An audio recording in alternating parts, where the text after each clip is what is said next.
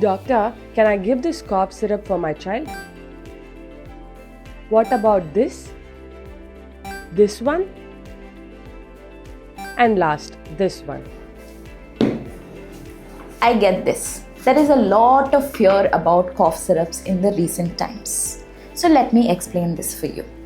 Cough syrups are dangerous when prescribed over the counter without your pediatrician's advice, as cough syrups contain antihistamines, decongestants, codeine-like ingredients which are unsafe for your child.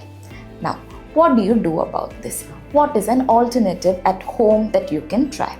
Give your child warm water with honey if your child is over 1 year in sips. Keep your child well hydrated. If your baby is having a nasal block, you can use saline nasal drops. And if the baby's nose gets dry, you can use a mist humidifier at home. Now, what are the warning signs?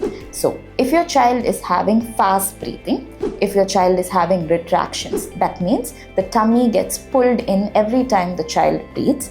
If their feeding is poor or they are excessively sleepy, these are the indications to bring the child to the hospital if the child is having cough.